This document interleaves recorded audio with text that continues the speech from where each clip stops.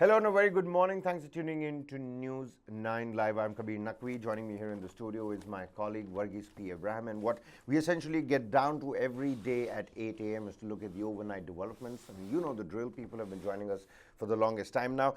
For those who are new and joining us today, we're looking at overnight developments, the top headlines across various newspapers. Varghese helps us with a focus on Kerala as well. And we've got a Hindi newspaper.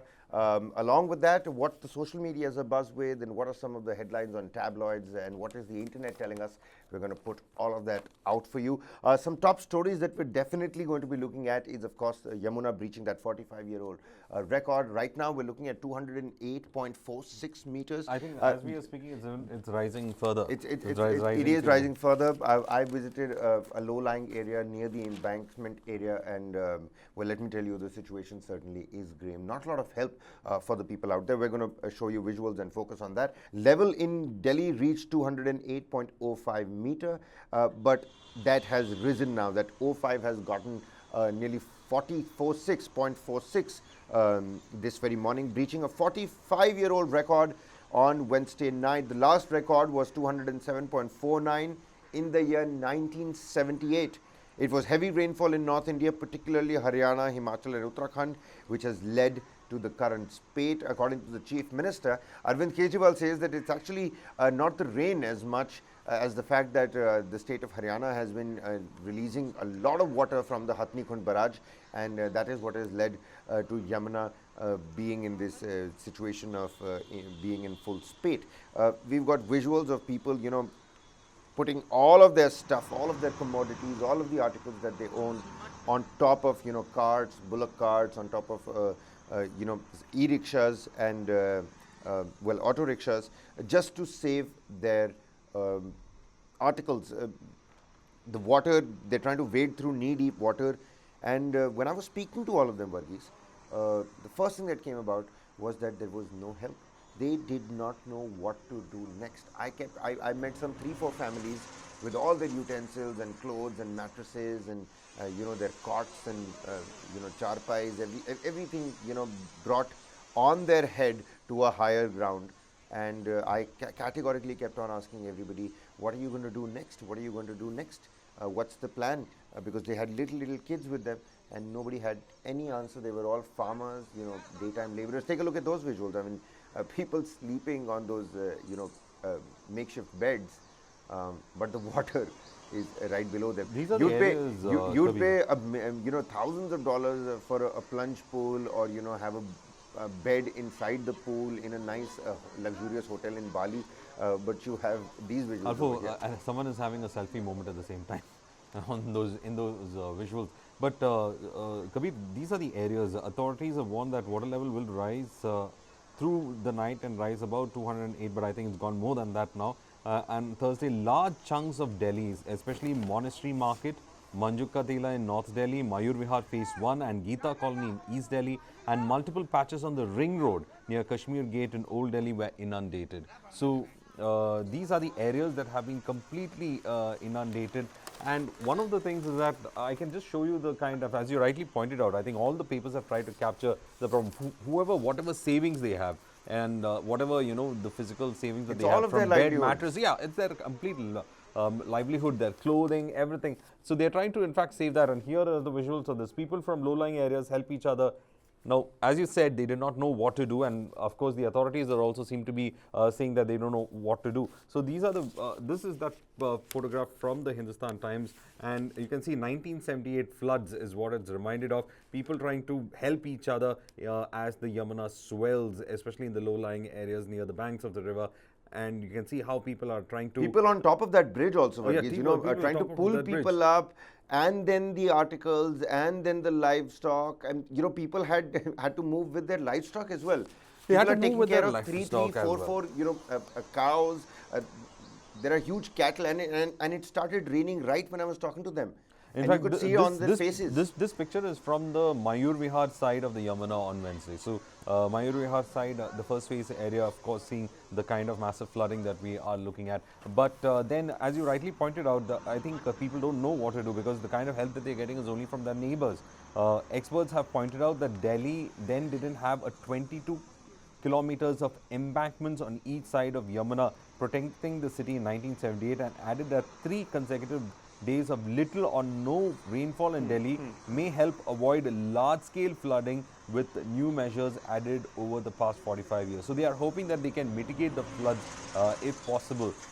Because of the embankments that they have built. Now, relief personnel helped to evacuate at least 16,500 personnel and help evacuate from these districts that could in fact face the kind of flooding that we are seeing.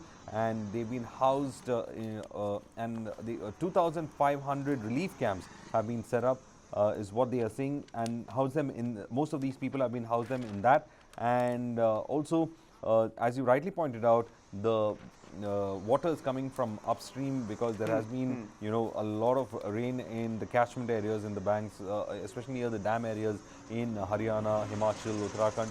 So the water level is going to, rise because the dams are also opening up their sluice gates and letting water out. So we have to keep monitoring the situation right now, and nothing else can be done. But this is something as of worry, because 1978 floods is something that Delhi remembers. For those old Delhiites, they still remember those days.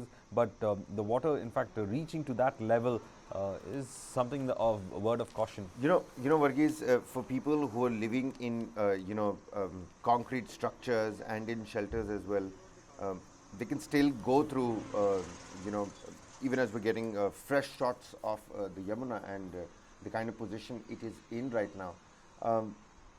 The people who've had to live in settlements, who are living away from home, who are daily wage laborers that don't have enough and a lot to their name, those are the people that end up missing out a lot. Yes. Take a look at this this picture that Mint has put out, and it's really interesting to see, because there's a story here. There's a woman who's looking at her settlement. What must be going on inside, the mind of this little woman who's looking ahead at the entire settlement that has drowned, Varghese? What does one make of this particular picture? Well, looking at pretty much everything you own that is now submerged and inundated. Well, I think that is what the situation actually is captured in that picture. It just shows that a lot of people who have tried to make their lives and their livelihood in the city, and who have been living at the embankments of the river, well, they are the ones who have been facing this huge risk. And this just shows that situation is not the way it is right now. It is a very abnormal situation that they're looking at. And you can see most of these shanty, the huts that have been put up. And you can see the kind of tin can. They're mostly made of tin cans, and most of them made from tin material. And there you can see those the water, in fact, entering those areas. So whatever they have, the little that they have to take it and move out. And this just shows that I think from here, the water is above almost your neck in certain places. I think that is the level of water that has entered these places. Well, one more thing that did come out, Varghese, was the fact that a lot of people kept on saying that there wasn't enough help. Even as we're looking at this huge figure of 16,564 people who have been evacuated from the floodplains. This could also be Delhi, but we're not just talking about Delhi. The Yamuna affects the Delhi NCR. It's the national capital region. A lot of places that are outside the jurisdiction of, let's say, Gurugram, Noida, or Delhi. And not a lot of people have got help. I mean, if you've had to climb up with makeshift ladders and climb up cut up wood logs and tree trunks, that just shows you the situation, the apathy at hand. And not just that, the torrential rain that created and wreaked havoc in the mountainous regions. A lot of people have started now moving out of there as well. Over 2,000 stranded tourists that were evacuated from Manali, Shimla, the Kullu district, from where we saw that ravaging, downstream Bias, in Punjab, Satluj, that river has gone down now, but Yamuna in the national capital continues to, pretty much submerge anything that comes in its way. Take a look at that visual, the man trying to wade through the Yamuna, which should have been a road, essentially, or a pathway, a solid pathway. Now it's the Yamuna over there, and he's trying to wade through knee-deep water. Well, This is the Yamuna, and it's so dangerous because it could be a sinkhole, there could be a little pothole, a manhole that anybody could fall into. You don't know what's coming next. Well, also there is one interesting bit of politics that's also happening. Delhi Chief Minister Arvind Kejriwal called an emergency meeting and wrote to Union Home Minister Amit Shah asking for his intervention in stopping the release of water from the Hathni Kund barrage in Haryana, about 230 kilometers upstream. The level in the Yamuna is directly linked to the release of water in the barrage, and later in the day he said he spoke to Union Jal Shakti Minister Gajendra Singh Shekhawat, who Right. assured him that while not releasing the water was not possible since the barrage did not have a reservoir, the quantum of water being sent downstream was considerably lower than earlier because rivers upstream in Himachal were no longer in spate. So that is some good news coming in, saying that the quantity of water into the barrage is actually lessening because the rivers upstream is not that much in spate. But still, what we are seeing is probably the release. And if this could be maintained for at least 2 to 3 days, we can actually see the water receding. Well, certainly let's hope that not a lot of damage is calculated today. We are still in the process of evacuating a lot of other people. These are trees. I mean, Varghese, I know exactly this particular point. These are trees that you can usually see with from real far off, and the land is barren. It's usually dry. People are playing cricket, and now at that very at those very points, Have you seen even this the barrages kind of are even the water in your living memory? barrages are shut. In your living memory, have you seen this Yamuna rising at this level? Not really. Not really. Not really. Okay. Not in the national capital. No. Not really. So Well, this is we're going to the- continue to bring you the latest updates from the river Yamuna as it breaches that, 208.50 mark. It's a 45-year-old record. The last time it was 207 was the year 1978.